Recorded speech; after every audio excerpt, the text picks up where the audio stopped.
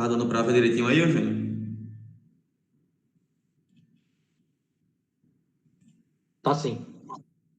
Pronto. Pessoal, boa noite. Meu nome é Israel Martins de Andrade. Estou gestor aqui no município de Belém do Brejo Cruz há pouco mais de 2 anos. Estou na gestão há 9 anos. Já fui coordenador da atenção básica, do SAMU, de tudo que tiver por aqui pelo município. O município pequeno, geralmente não se tem tantas coordenações assim. E por esse trabalho que a gente vem fazendo nos últimos anos, acabei aceitando o convite para estar secretário em 2018, em outubro de 2018. E de lá para cá, a gente vem enfrentando alguns desafios e esse coronavírus é mais um deles, sendo que bem mais complicado e bem mais dificultoso de se trabalhar. Nosso município aqui fica no sertão paraibano, acho que o município que vocês vão conhecer aqui mais perto Catolé do Rocha, São Bento das Redes, vocês devem conhecer. Belém é o município mais ao norte da Paraíba, aquela cabecinha da Paraíba que fica lá em cima, lá na ponta, divisa com o Rio Grande do Norte. Todas as nossas divisas, todas as nossas fronteiras são com o Rio Grande do Norte, praticamente, e a gente fica meio que isolado aqui dos municípios da Paraíba. Nossa população é cerca de 7.500 habitantes, 8.000 habitantes, e nós temos uma zona rural imensa, e aí eu vou falar um pouco para vocês sobre isso. Nós temos uma zona rural imensa, que a gente tem localidades aqui de zona rural, que fica a 70 quilômetros do centro da cidade, e nisso indo por estrada de chão, né, estrada de barro. Se você for pelos municípios circunvizinhos do Rio Grande do Norte, vai dar mais que isso, vai dar mais que 80 quilômetros da cidade. Então, esse é um relato que eu faço aqui inicialmente para vocês conhecerem e entenderem um pouco da dificuldade que às vezes a gente não compreende, que às vezes a gente não consegue identificar quando a gente está no município de grande porte, como Campinas, João Pessoa, Santa Rita, Guarabira. E eu durante os 2 anos de mestrado, faculdade, especialização, todo o período que eu cursei, eu sempre gosto muito de falar da cidade. Tá aí, gente que sabe muito bem que eu gosto muito da minha cidade, gosto muito de elogiar a minha cidade e gosto de apresentar a minha cidade para os outros. E trabalhando aqui não seria de forma diferente. Então, diante de tantos desafios que a gente já enfrenta no dia a dia, de levar atenção básica para essas comunidades, de pegar uma população extremamente carente, de tentar ofertar serviços de saúde, mesmo nas condições que a gente gostaria de fazer melhor, mas não consegue, a gente enfrenta uma pandemia dessa. Aqui em Belém nós já perdemos 5 pessoas, são 5 óbitos, e nós não temos arrecadação própria, o município não tem indústria, a gente só tem uma empresa aqui praticamente que paga imposto, e tudo que nós executamos aqui são recursos que vêm ou provenientes do Estado ou proveniente do Ministério da Saúde. E aí, quando começa essa, essa pandemia, a gente, estou sendo só uma dificuldadezinha aqui de passar, pronto. Quando começa essa pandemia, lá em março de 2020,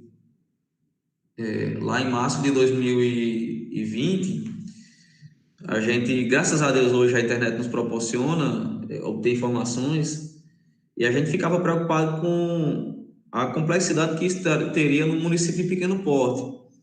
O poder de disseminação desse vírus, o poder de complicação desse vírus. Àquela altura, a gente já sabia que pessoas obesas, idosos, pessoas com diabetes e hipertensão seriam os mais prejudicados. Cerca de 10% da nossa população é hipertensa, cerca de 7% da nossa população é diabética. Nós temos 22% de analfabetos no município. Então, seria uma complicação, e está sendo uma complicação muito grande, trabalhar a questão do coronavírus aqui no município por conta desses empecilhos. E aí, no dia 18 de março, foi decretado, né, estado de calamidade pública na Paraíba e no município, com o fechamento das escolas, e a gente ficou naquele aguardo, que seria o que viria mais para frente, como é que seria quais informações que nós teríamos daqui para frente. O primeiro ponto que a gente conseguiu identificar e que nós estranhamos muito aqui foi automaticamente os preços de EPIs subiram, foram muito para cima. E aí, o que eu estou falando aqui ele não está ainda de acordo com o que está aparecendo para vocês, mas é só para fazer um preâmbulo aqui.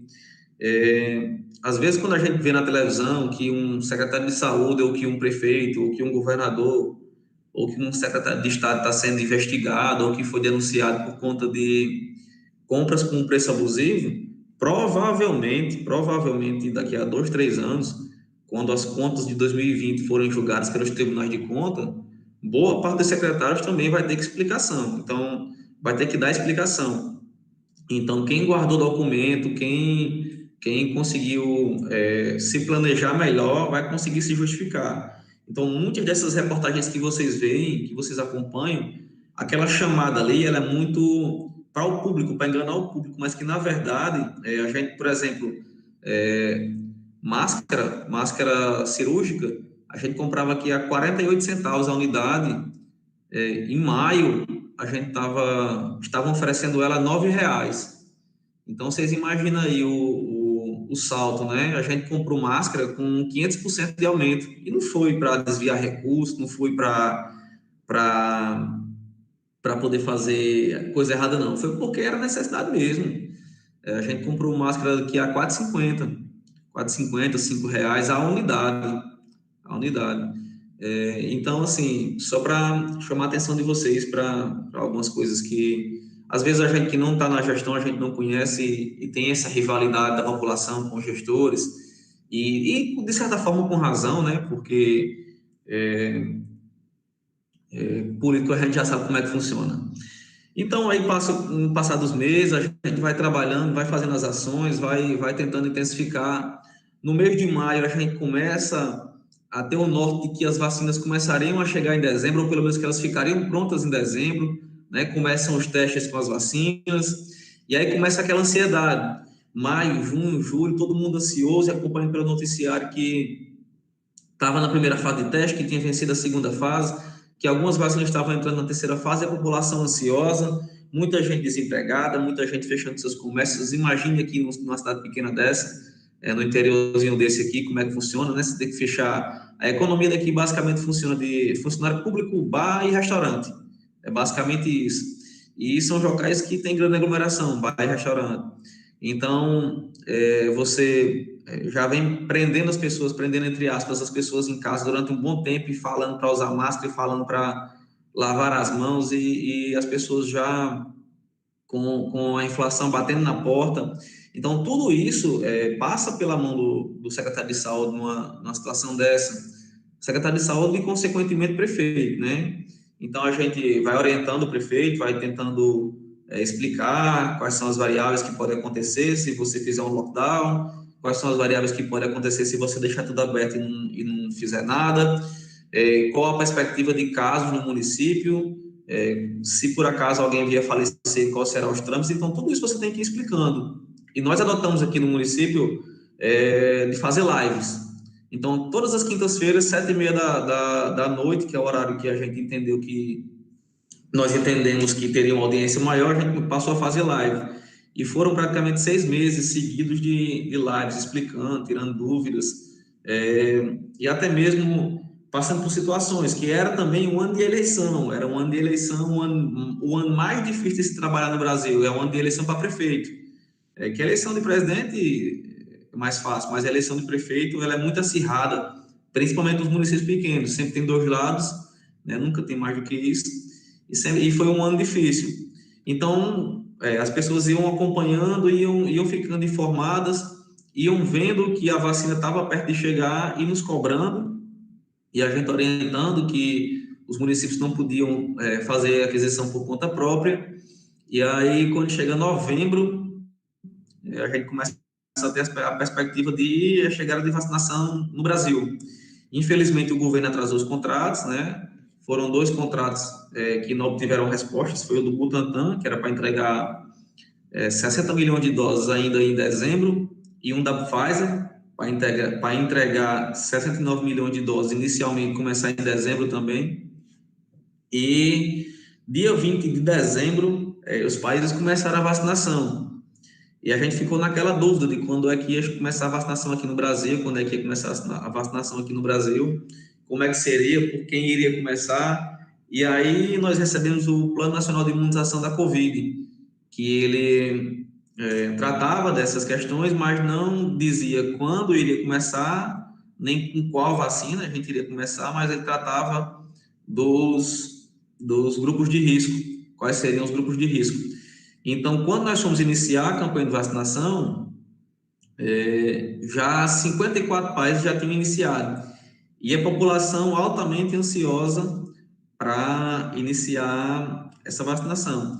Então, no dia 18 de janeiro, nós recebemos o primeiro lote de vacina. Aqui em Belém foram 61, para inicialmente começar vacinando os profissionais de saúde. Os profissionais de saúde aqui, no total, os diretos são em torno de 150. Aqui nós temos SAMU, hospital, 5 PSFs, nós temos farmácia pública, nós temos Secretaria de Saúde, vigilância, nós temos uma policlínica, nós temos um CAPS, nós temos 2 laboratórios de análise clínica e temos mais 5 ambulâncias fora do SAMU. Então, dava em torno de 200 funcionários, 200 trabalhadores de saúde, e recebemos 61 doses. E a recomendação foi vacinar a linha de frente, né? Eu tenho até medo dessa palavra, linha de frente. Todo mundo fala isso, todo mundo é linha de frente, todo mundo está no combate. E é uma palavra que ficou muito repetitiva, mas quem realmente é linha de frente? Quem realmente seria vacinado? Então, houve uma reunião da Comissão Intergestores Bipartite, CIB. Essas abreviações não são tão comuns para quem não trabalha com gestão, mas eu vou tentando aqui fazer de uma forma com que vocês compreendam. Então, é um grupo de secretários, o grupo de todos os secretários da Paraíba que compõem a CIB, e optou-se por vacinar pessoas que trabalhavam nos hospitais, SAMU e Centro Covid. Os centros Covid são aqueles que as pessoas vão para fazer os testes, que as pessoas vão para ter o diagnóstico, para pegar a medicação. Então, se identificou esses três serviços como os essenciais e como os da linha de frente. Mas quem dessas pessoas seria vacinada? Por exemplo, o engenheiro, o recepcionista, o maqueiro, o vigilante, quem seria vacinado? Então, nós aqui dentro do nosso município, nós adotamos o critério de acordo com a quantidade de dose, nós iríamos vacinar as pessoas que têm contato direto com o paciente. Então, basicamente, enfermeiros, técnicos de enfermagem e médico. E fisioterapeuta, se por acaso tiver UTI ou se ele precisar fazer algum procedimento em pacientes com dificuldade respiratória.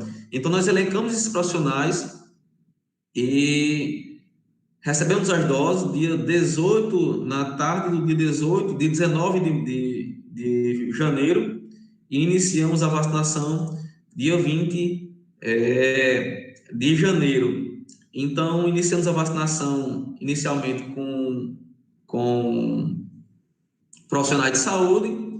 A primeira remessa profissional de saúde, vacinamos 59, 60. A segunda remessa também profissionais de saúde. E aí a gente começou a receber doses para idosos. Então, qual o público que a gente queria vacinar? Né? Qual o público que a gente iria vacinar, sendo que a gente estava recebendo 20 doses?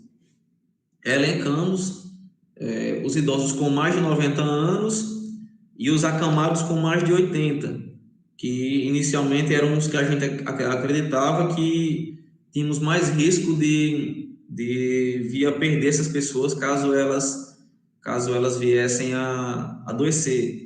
Inclusive, esse senhor da foto, ele tem problema de visão, mais de 90 anos, mora numa comunidade afastada aqui da cidade, e a gente conseguiu imunizar essas populações. Então, e como identificar quem seriam essas pessoas? Como saber quantos tinham? Como se preparar para fazer essa vacinação?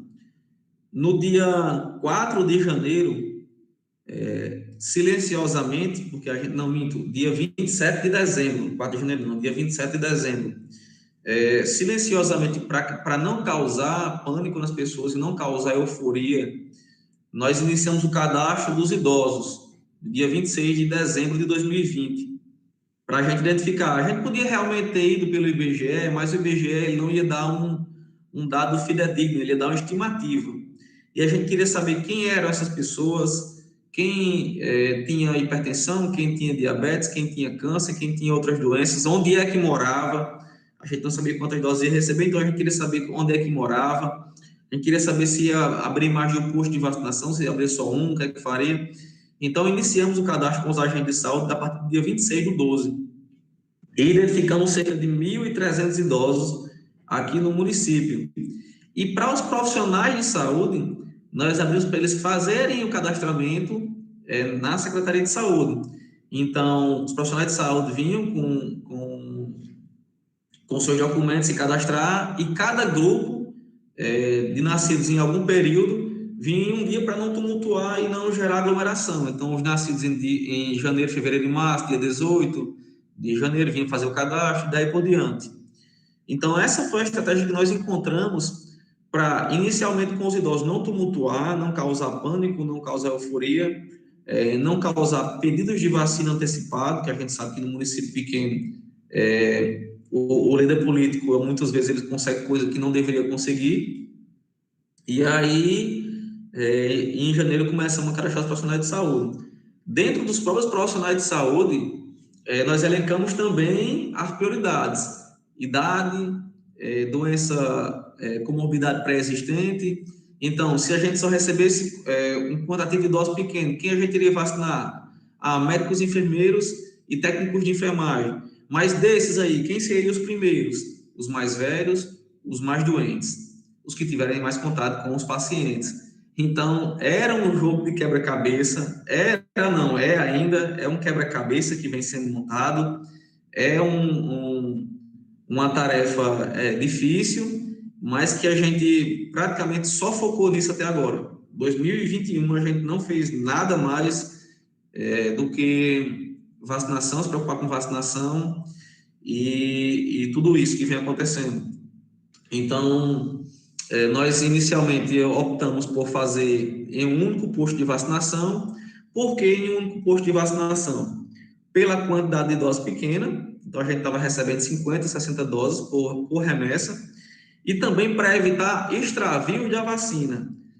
Eu conversando com o prefeito e com o pessoal da gestão, a gente já previa que ia ser uma disputa muito grande por essa vacina. Então, a gente previa que algumas pessoas poderiam aplicar em grupos que não fossem os prioritários. Depois de aplicado, você não tinha como retirar da pessoa. Isso causar um tumulto, ou às vezes um vacinador podia aplicar numa mãe, num pai, e a gente perder dose. Então, para evitar isso, foi aberto só um posto de vacinação, que é no centro da cidade. Então, como a gente tinha os grupos de trabalho bem definidos, não houve fila, não houve aglomeração. Cada pessoa sabia o dia de vir se vacinar, porque a gente faz as lives também de rua, com esse cronogramazinho que vocês estão vendo aí, e fomos vacinando aos poucos, de acordo com a quantidade de doses que a gente ia recebendo. Gera polêmica? Sempre gera. Sempre quem não recebe a vacina fica insatisfeito. Sempre quem não está no dia de se vacinar fica insatisfeito. Mas é assim mesmo, quem trabalha com gestão pública tem que aprender a colher o ônus e o bônus. Os bônus são poucos, mas os ônus são muitos. É muito difícil fazer gestão pública, muito difícil mesmo. Então, no dia 20 de janeiro, coincidentemente, dia do padroeiro do município, nós iniciamos nossa vacinação. Esse senhorzinho aí de cabelo branco que vocês estão vendo é um médico nosso, de 74 anos, cardiologista, que em momento nenhum abdicou de trabalhar durante a pandemia, em momento nenhum em todos os momentos ele se prontificou a trabalhar, e por isso que a gente vacinou 2 pessoas. Ele e essa jovem aí, uma técnica de enfermagem, Sara, ela pegou Covid, ela trabalhava na ala do Covid do hospital, pegou Covid, teve na área vermelha do trauma de Campina Grande, passou muitos dias, quase veio a óbito. Então, nós vacinamos ela para homenagear todos os profissionais de enfermagem que estão nessa luta. Então, tivemos esse início da vacinação, e aí, posteriormente, fomos vacinando, terminamos todos do hospital, todos os profissionais que estão diretamente ligados à ala Covid, depois, e esse médico que está aí, só para... Ele é médico intensivista, cardiologista intensivista do Hospital de Trauma de João Pessoa. Então, é um rapaz, um senhor que tem um gabarito muito grande, que nos ajudou muito nesse período. Então, a gente estava bem respaldado aqui nas nossas ações. Ele, a equipe de enfermagem, a equipe de fisioterapia. Eu vou falar um pouco mais na frente sobre isso também. Então, vacinamos os profissionais do SAMU, da ala do Covid, do hospital, e do centro Covid. E como eu falei para vocês, os critérios, além de ser profissional de saúde, era idade, doença crônica, o local de trabalho, exposição ao vírus, contato com o paciente. Então, dia 20 de janeiro, a gente conseguiu iniciar a vacinação. Porém, em 17 de fevereiro, aí é que começam as complicações. Esse documento que está aí, talvez vocês não estejam conseguindo identificar, mas aí eu vou traduzir ele para vocês. Em 17 de fevereiro, nós tivemos uma reunião da Comissão Intergestores Bipartite, outra reunião, em que ficou definido que os municípios paraibanos deveriam suspender a vacinação dos profissionais de saúde para que todas as doses fossem destinadas ao principal grupo de risco, que era os idosos maiores de 90, de 80, de 70, de 60, que eram esses idosos que naquele momento estavam ocupando os leitos de UTI de enfermaria na Paraíba.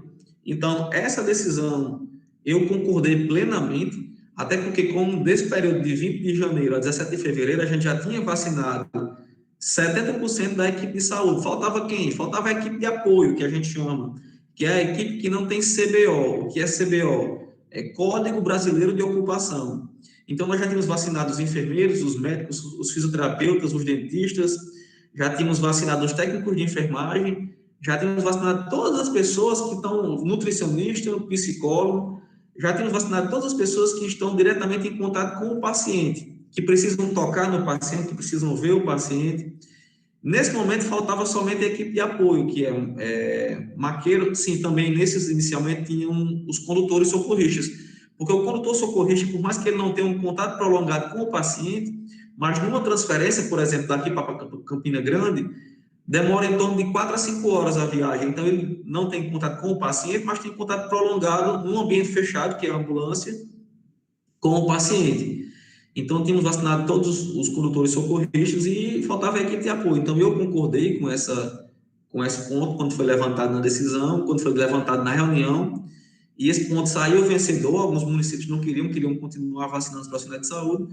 Esse ponto saiu vencedor. Então, por isso que você consegue identificar nos noticiários a Paraíba com a vacinação muito avançada nos idosos. Então, aqui no meu município, a gente está vacinando 62 anos, porém, nem todos os profissionais de saúde foram vacinados, por conta dessa decisão dos secretários municipais de saúde da Paraíba, em uma reunião colegiada, em que está presente os municípios e também a Secretaria de Estado.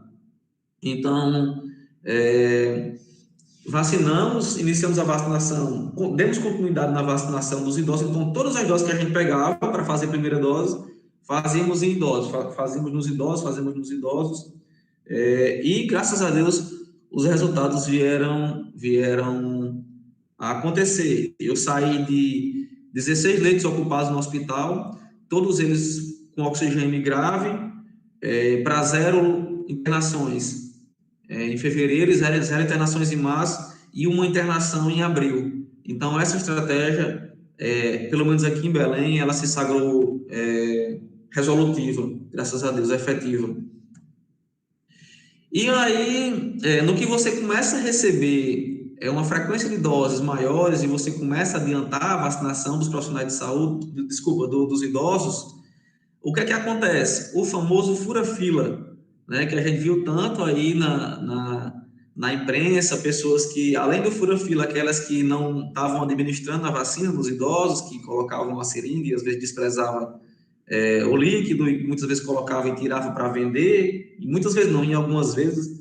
É preciso salientar que esses casos não são maioria, não são maioria, esses casos são minoria, mas porém que chamam atenção, né? No momento desse, teve caso de uma pessoa que jogou a seringa com a vacina no lixo, e isso é muito desesperador, né, para a família.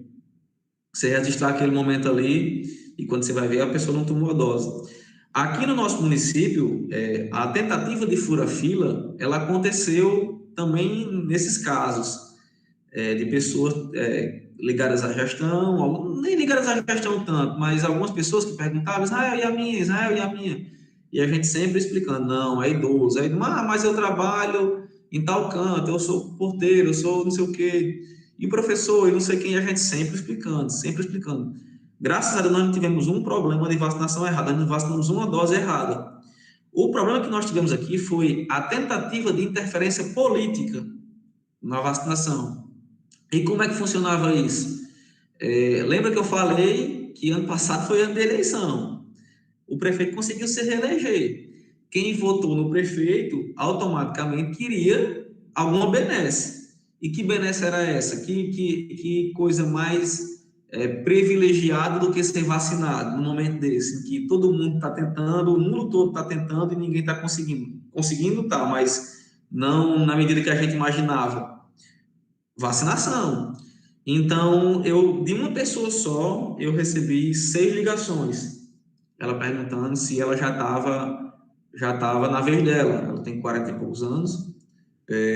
Expliquei a primeira vez, na segunda vez ela pediu para o prefeito ligar, na terceira vez pediu para um vereador ligar, na quarta vez pediu para o presidente da Câmara ligar, na quinta vez pediu para o marido ligar, na sexta vez eu nem lembro mais. Então, só de uma pessoa só, eu recebi 6 tentativas. Então, assim, se você não for muito forte, se você não tiver a cabeça em dia, se você não souber o que você está fazendo, você corre um grande risco de fazer coisa errada. Tem que aguentar a pressão, não é fácil.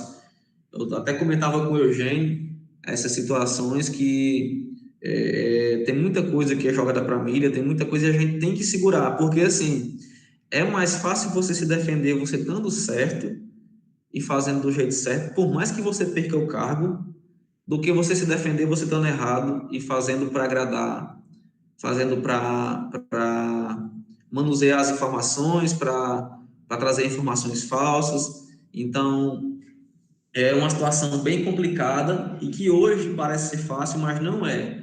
Vocês imaginem aí, vocês que estudam em Campina Grande, vocês estarem ou na unidade de saúde, ou estarem secretários, e todo dia pessoas tentando furar fila, todo dia pessoas falando que conhecem o prefeito, falando que conhece o secretário de saúde, falando que conhece o deputado, falando que conhece o senador, e que vai tomar, e que o senador liga, e que não sei quem liga. Não estou dizendo que aconteceu, estou dando só um exemplo, né? Como Campina tem senador, Campina tem vários deputados federais, estaduais também eleitos.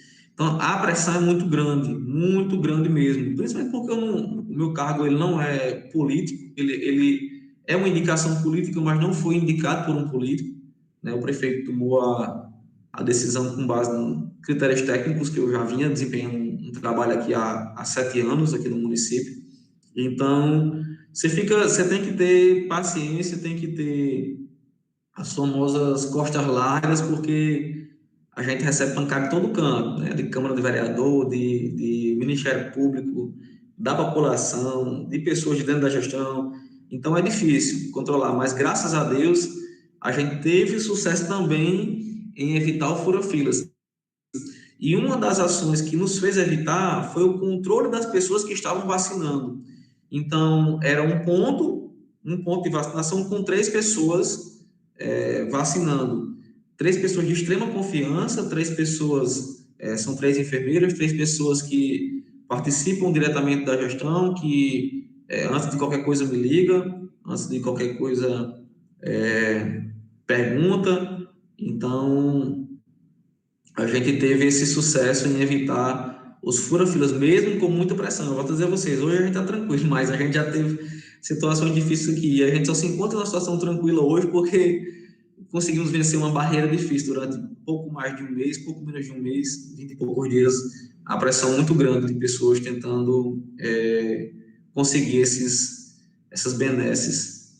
E aí, aqui no município, como eu tinha falado para vocês no começo, nosso município é essa pontinha vermelha aqui, do mapa da Paraíba, o município mais ao norte da Paraíba.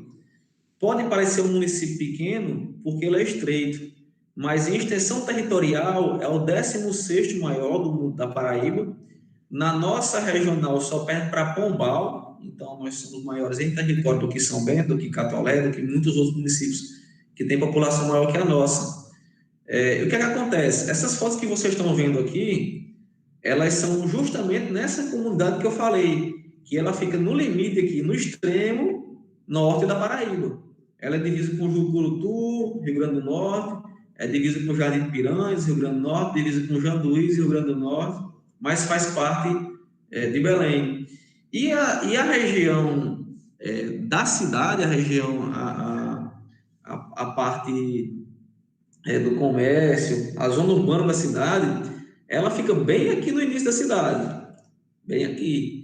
Então, para você se deslocar do início da cidade aqui, dessa ponta mais ao sul, para esse extremo aqui, vai dar em torno de 70 quilômetros, mas nesse percurso aqui, é somente estrada de chão. Nesse período agora que está chovendo um pouco, mas está chovendo, é bem difícil. Então, você tem que dar a volta pelo município vizinho, que é Brejo do Cruz, passar pelo Rio Grande do Norte para poder chegar aqui. Ou então, ir diretamente pelo Rio Grande do Norte para poder chegar aqui.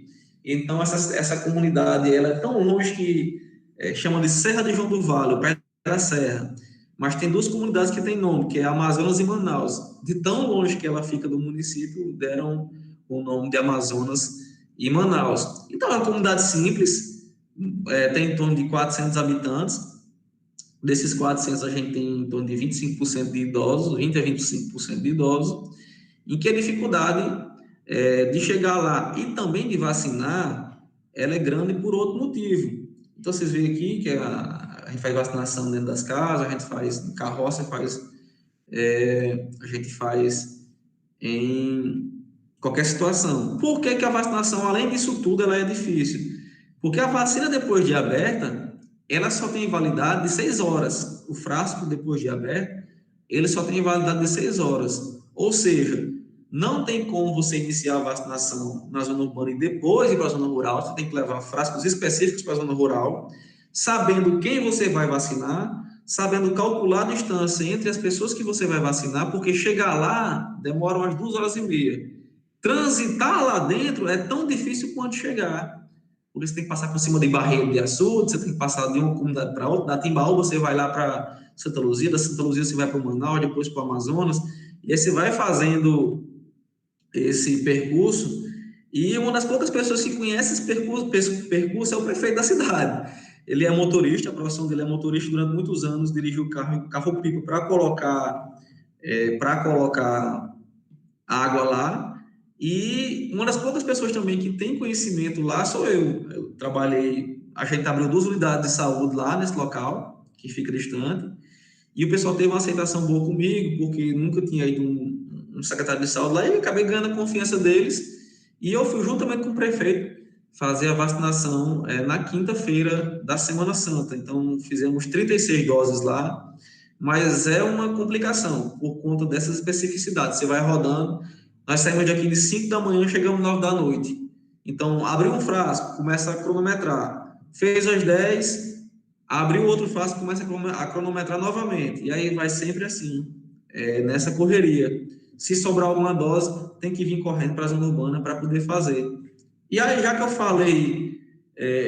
falei de 10 doses, eu queria trazer para vocês essa informação. Não sei se aí em Campinas chegou, não sei como é que foi para vocês aí. Tem frasco que não está vindo com 10 doses. Tem frasco que está vindo com 11 ou 12 doses. Isso a gente recebeu esses frascos no mês de fevereiro, no mês de março. E agora, no mês de abril, a gente recebeu frascos com 9 doses. O que é que acontece? A vacina, quando ela vem em frascos multidoses, com 10 doses, ele já coloca um quantitativo de desprezo. Então, por exemplo, Se é 0,5 vezes 10 dá 5 ml, eles já colocam 6, porque para cada dose que você vai administrar, você vai ter que tirar o ar da seringa, então eles calculam esse, você vai desprezar um pouquinho, vai pingar um pouquinho fora. Só que para calcular esse desprezo, o Butantan, em vez de colocar 6 ml, ele colocou 6,7 ml. E o que é que os profissionais faziam? Os profissionais, sabendo que as vacinas elas estavam muito escassas, eles não faziam o desprezo da quantidade a gente já imagina que vai fazer, que é 0,2 ml. Eles tiravam todo o ar da seringa dentro do próprio frasco. Isso fazia com que as doses aumentassem. Então, a gente recebeu o frasco aqui que deu 11 doses, que deu até 12 doses, e frasco com 9 doses. Teve um amigo meu, que eu não vou dizer quem, que ele disse assim: ei, rapaz, esses frascos aí com 10, 11, com 11, 12 doses aí era bom para vender, você ganhar um dinheiro aí, fazer um caixa 2 aí. Eu disse, não, graças a Deus. Aí por isso que vocês, quando forem ver nos mapas de vacinação, vocês podem encontrar município com mais de 100% das doses aplicadas, das primeiras doses aplicadas, por conta disso. Então, vai ter município que vacinou mais do que 100% dos idosos, por exemplo, porque teve frasco com 10, 11 e 12 doses.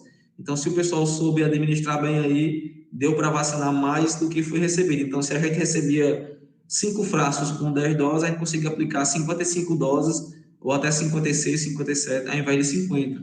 Então, foi uma estratégia boa que as equipes adotaram aí, mesmo sem querer, e que deu certo. E isso, essa especificação, eu não sei se nos outros estados está acontecendo, mas na Paraíba aconteceu muito, levou o Ministério da Saúde a fazer uma ficha de notificação de quantidade de doses do frasco das vacinas. Então, teve essa ficha de notificação. Depois o Butantan, como vocês estão vendo aí, começou a diminuir a quantidade de líquido dentro do frasco para poder otimizar o máximo de doses possível. E aí acontece muitas informações encontradas.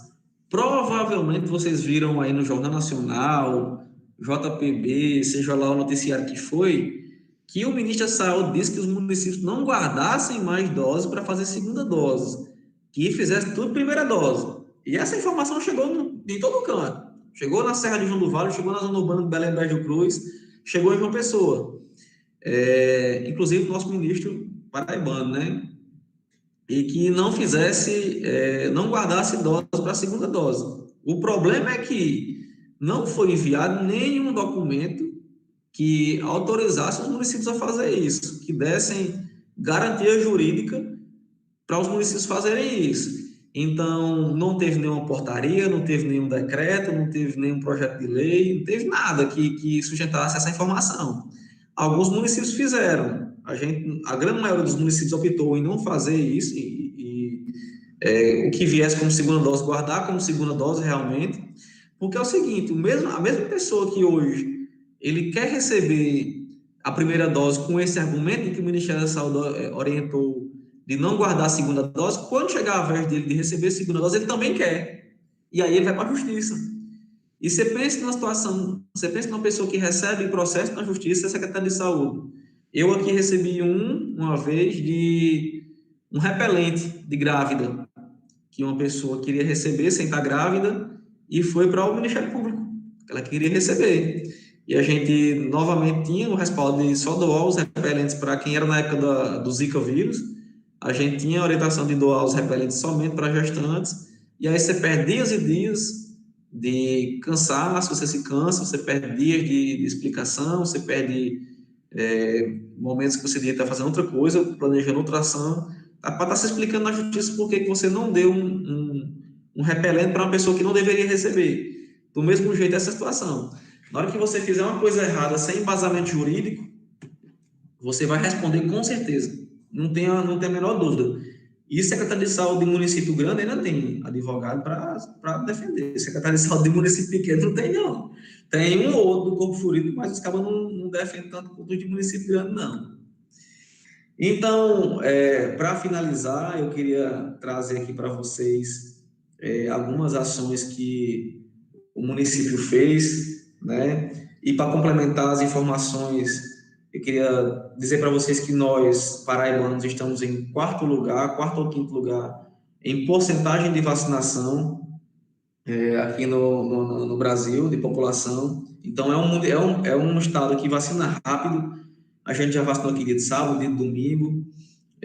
Nós estamos aqui com nossa população maior do que a faixa etária, estamos com 100% dela vacinada. Acho que o Eugênio até apresentou esses dados aí, que a última boletim feito foi de segunda-feira passada. Então, a vacinação ela é feita de forma muito rápida e eficiente aqui na Paraíba, porque a gente consegue ter essa comissão intergestores forte e participativa. Então, tudo a gente decide lá. Em outros estados não acontece tanto.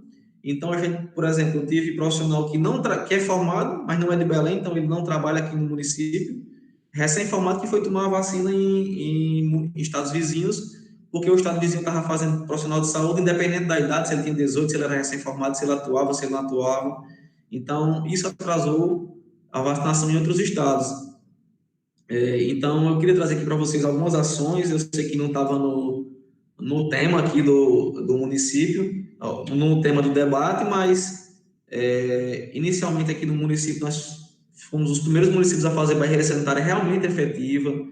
Nós consertamos 3 respiradores que tinham aqui jogados aqui no município, estava encaixotado aqui no município há 10 anos, inclusive um desse aqui, um maquê. Esse maquê aqui ele custa em torno de 100 a 120 mil reais no mercado normal, no mercado de pandemia ficou muito mais caro.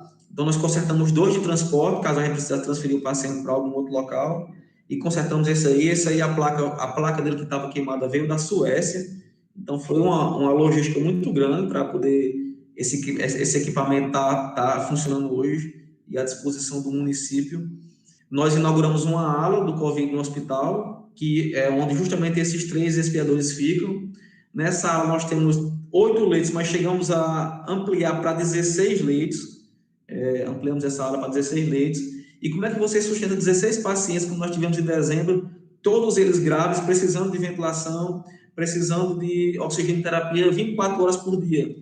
Nós locamos uma usina de oxigênio, isso em março do ano passado ainda.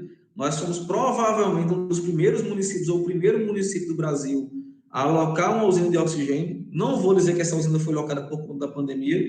Nós íamos abrir o centro cirúrgico do hospital ano passado e começamos a licitar essa usina de oxigênio em dezembro, ano passado, em 2019.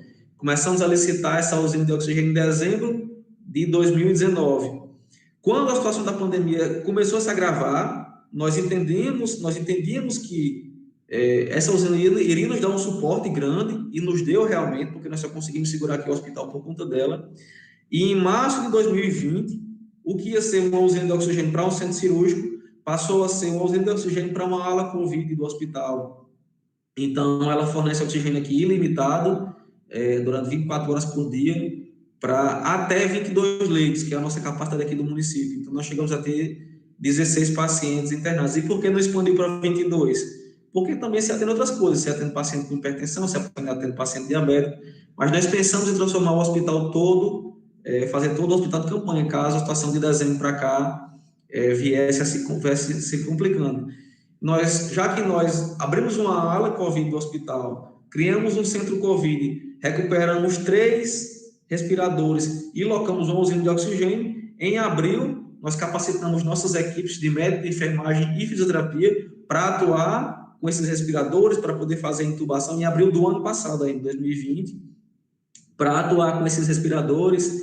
E aquele médico lá que foi feita a vacinação, ele está aqui, ele é quem ministrou boa parte de como se manuseia um equipamento desse, por isso que eu disse que ele foi muito importante aqui no município.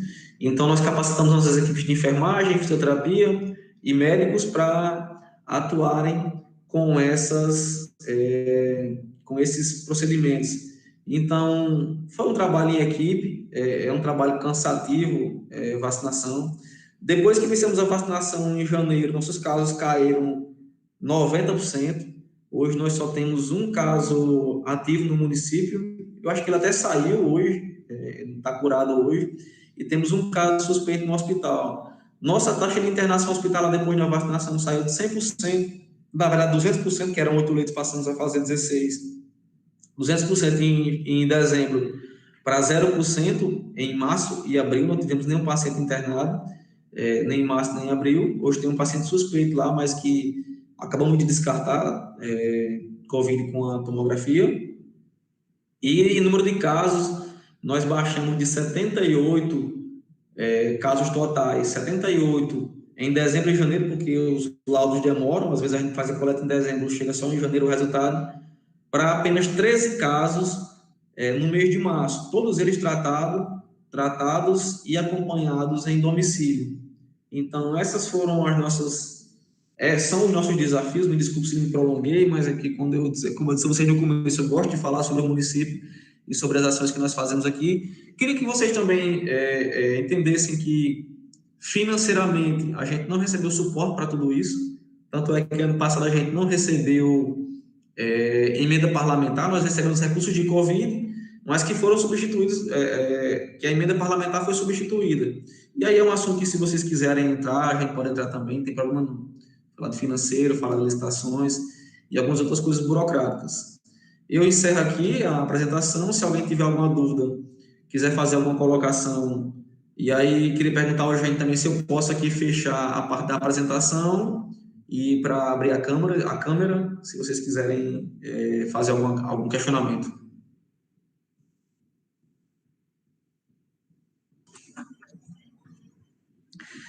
Muito obrigada, Israel, pelas palavras. Nós temos aqui o chat de dúvidas, mas eles mandaram elogios também, falaram que foi bem esclarecedor, que foi muito bom ter esse contato com a realidade que você trouxe para a gente, que foi uma palestra bem leve e bem clara. E, de fato, foi muito bom a gente ter alguém que realmente vive inserido no sistema de saúde, falando um pouquinho para a gente, né, sobre as vivências. Então, nosso muito obrigada, em nome da Liga. Já estamos esperando tê-lo conosco em eventos futuros também.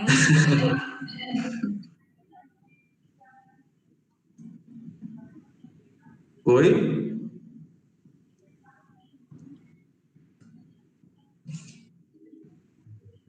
Está nos ouvindo? Agora sim, estava encerrando ali a apresentação. Pronto. Como eu tinha dito, o pessoal mandou, não mandaram dúvidas, mas mandaram elogios à sua palestra. Disseram que foi muito leve, esclarecedora, que foi muito importante para a gente ter esse relato da sua experiência, né, de uma pessoa que realmente inserida. E, de fato, foi bastante importante. Então, em nome da Liga, eu agradeço e esperamos tê-lo conosco em nossos eventos. Muito obrigado, eu agradeço o convite, em nome da Liga e do colega que me passou o convite de vocês. É realmente uma vivência que como eu digo, assim, o que chega de gestão para as profissionais é pouco, né? O pessoal, às vezes, não tem conhecimento do tamanho que é uma gestão, seja ela num município pequeno, num município grande. É muito difícil fazer gestão, muito difícil. Então, no município grande você tem mais desafios, mas em compensação você tem mais privacidade. No município pequeno todo mundo sabe onde é a sua casa, então a cobrança é mais intensa, é mais de perto. Agradeço, fica à disposição, falar sobre outros temas também, se quiserem, de gestão. Agradeço o convite e qualquer coisa a gente está por aqui para esclarecer alguma dúvida. Muito obrigada.